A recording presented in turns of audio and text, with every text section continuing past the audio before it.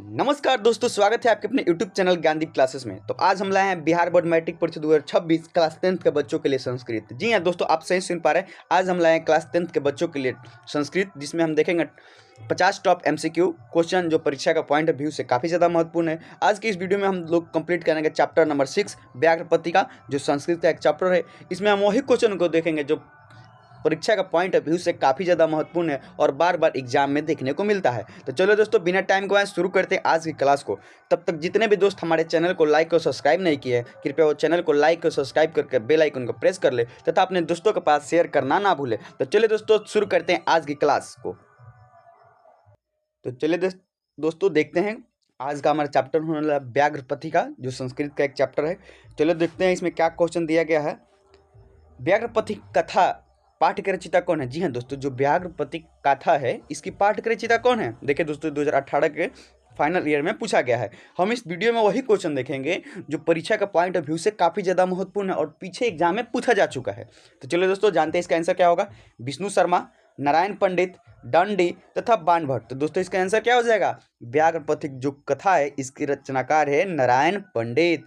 चलिए दोस्तों, आगे बढ़ते हैं। क्वेश्चन नंबर 2 में दिया गया है हमारा, व्याघ्र पत्रिका कथा किस ग्रंथ से लिया गया है? जो व्याघ्र पत्रिका कथा है वो किस ग्रंथ से लिया गया है? पंचतंत्र, हितोपदेश, रामायण, महाभारत। तो दोस्तों, इसका आंसर क्या हो जाएगा? ऑप्शन नंबर बी, हितोपदेश से व्याघ्र पत्रिका कथा को लिया गया है, जो है हितोपदेश पद से लिया गया है। हितोपदेश का अर्थ क्या होता है? हितो का देश, भारी उपदेश, एक उपदेश, हित का उपदेश। तो दोस्तों, इसका हमारा सही आंसर क्या हो जाएगा? ऑप्शन नंबर डी, हित के बारे में जो बात करता है, मतलब ही अपने बारे में ही सोचता है, उसको हितोपदेश कहा जाता है। क्वेश्चन नंबर 4 में दिया गया है हमारा, व्याघ्र पत्रिका कथा हितोपदेश किस खंड से लिया गया है? जी हाँ दोस्तों, जो व्याघ्र पत्रिका कथा है वो हितोपदेश के किस खंड से लिया गया है? मित्र लाभ खंड, शत्रु लाभ खंड, अपरिचित लाभ खंड तथा मनुष्य लाभ खंड। तो दोस्तों, इसका हमारा सही आंसर क्या हो जाएगा? मित्र लाभ खंड से हितोपदेश से व्याघ्र पत्रिका कथा को लिया गया है। तो चलिए दोस्तों, देखेंगे आगे हम क्वेश्चन नंबर 5 में हमारा दिया गया है, कौन स्नान किए हुए हाथ में कुश लिए तालाब के किनारे बोल रहा था? जी हाँ दोस्तों, वो कौन स्नान किए हुए हाथ में कुश लिए तालाब के किनारे बोल रहा था? चलिए दोस्तों, जानते हैं इसका आंसर क्या होगा। व्याघ्र, भालू, बंदर, मनुष्य। तो दोस्तों, इसका हमारा आंसर क्या हो जाएगा? जो व्याघ्र थे वही हाथ में कुश लिए हुए बोल रहे थे। व्याघ्र के हाथ में क्या था? जी हाँ दोस्तों, बताना है। व्याघ्र के हाथ में क्या था?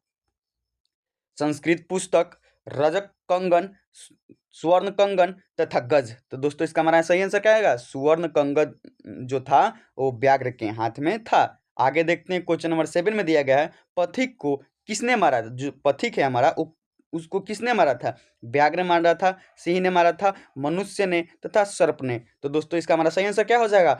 पथिक को व्याघ्र ने मारा था। इसका हमारा आंसर हो जाएगा ऑप्शन नंबर ए, व्याघ्र। चलिए दोस्तों, आगे बढ़ते हैं। क्वेश्चन नंबर 8 में दिया गया है हमारा, पथिक कहाँ फंस गया? जी हाँ दोस्तों, जो पथिक था वो कहाँ फंस गया? नदी में, तालाब में, कीचड़ में तथा गंगा तट पे। तो दोस्तों, इसका हमारा सही आंसर क्या हो जाएगा? कीचड़ में जो पथिक था वो कीचड़ में फंस गया था, ऑप्शन नंबर सी।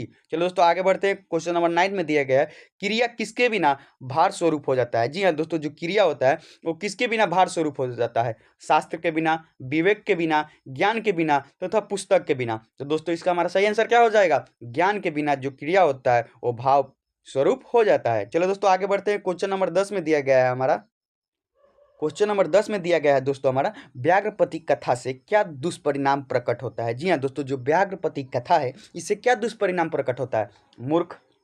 क्रोध, लोभ, मोह और मूर्ख का। तो दोस्तों, इसका हमारा सही आंसर क्या हो जाएगा? ऑप्शन नंबर बी, व्याघ्र पत्रिका कथा से जो लोभ का दुष्परिणाम होता है यही प्रकट होता है। आगे दिया गया है क्वेश्चन नंबर 11 में, कौन लोभ से प्रभावित हुआ? जी हाँ दोस्तों, वो कौन सा व्यक्ति था जो लोभ से प्रभावित हुआ? पथिक प्रभावित हुआ, दुर्जन प्रभावित हुए, सज्जन प्रभावित हुए तथा दानव प्रभावित हुए। तो दोस्तों, इसका हमारा सही आंसर क्या हो जाएगा? ऑप्शन नंबर ए, जो लोभ से प्रभावित हुआ वो तो कौन था? पथिक था। आगे देखते हैं। ऑप्शन नंबर 12, क्वेश्चन नंबर 12 में दिया गया है, कौन वंशहीन था? जी हाँ दोस्तों, इसमें बताना है आपको वो कौन व्यक्ति था जो वंशहीन था। व्याघ्र वंशहीन था, दुर्जन था, सज्जन व्यक्ति जो थे वंशहीन थे तथा दानव थे। तो दोस्तों, इसका हमारा सही आंसर क्या हो जाएगा? जो व्याघ्र था वो वंशहीन था। चलिए दोस्तों, आगे देखते हैं। क्वेश्चन नंबर 13 में दी गई है हमारी, दानशील कौन होता है? जी हाँ दोस्तों, आप सही सुन पा रहे हैं। क्वेश्चन नंबर 13 में दिया गया है, दानशील कौन व्यक्ति होता है? व्याघ्र, दुर्जन, सज्जन तथा दानव। तो इसका हमारा सही आंसर क्या हो जाएगा दोस्तों? दानशील कौन था? व्याघ्र जो था वो एक दानशील प्रकृति का था।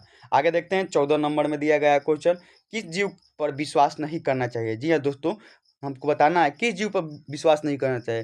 हिंसक जीव, अहिंसक जीव, ए बी दोनों, इनमें से कोई नहीं। तो दोस्तों हमारा आंसर क्या हो जाएगा? हिंसक, मतलब मार काट करने वाले जीव पर विश्वास नहीं करना चाहिए। चलो दोस्तों आगे देखते हैं क्वेश्चन नंबर 15। क्वेश्चन नंबर 15 में हमारा दी गई है, लोभ मनुष्य को कहाँ ले जाता है? जी हाँ दोस्तों, जो मनुष्य का लोभ है वो कहाँ ले जाता है? उन्नति की तरफ, विनाश की तरफ, ऊपर की तरफ तथा नीचे की तरफ। तो दोस्तों इसका हमारा सही आंसर क्या हो जाएगा? लोभ मनुष्य को हमेशा विनाश की तरफ ले जाता है। चलो दोस्तों आगे बढ़ते हैं। क्वेश्चन नंबर 16 में दी गई है हमारी, दुराचारी कौन था? जी हाँ दोस्तों, अब इस क्वेश्चन में देखेंगे हम लोग, दुराचारी कौन था? दानव थे, दुर्जन थे, सज्जन थे तथा व्याघ्र थे। तो दोस्तों इसका हमारा सही आंसर क्या था? जो व्याघ्र था वो एक दुराचारी था। चलो दोस्तों आगे देखते हैं। क्वेश्चन नंबर 17 में दिया गया, वृद्ध व्याघ्र क्या देना चाहता था? जी हाँ दोस्तों, जो वृद्ध व्याघ्र था वो क्या देना चाहता था? रुपया देना चाहता था, स्वर्ण कंगन देना चाहता था, सोना देना चाहता था तथा रुपए की थैली देना चाहता था। तो दोस्तों इसका हमारा सही आंसर क्या हो जाएगा? स्वर्ण कंगन।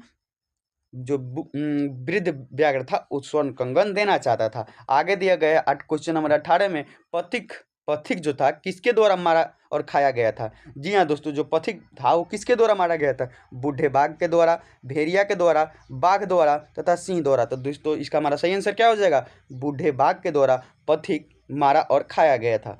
तो दोस्तों ये रहा हमारा चैप्टर नंबर 7 संस्कृत का जो हमने किया। ऐसे ही तमाम वीडियो को सबसे पहले पाने के लिए हमारे चैनल को लाइक और सब्सक्राइब करें तथा मिलते हैं नेक्स्ट वीडियो में संस्कृत के चैप्टर नंबर 8 में जानेंगे ऐसे ही धमाल क्वेश्चन को। तो चलिए आज के लिए इतना ही, मिलते हैं नेक्स्ट वीडियो में। जय हिंद, जय भारत।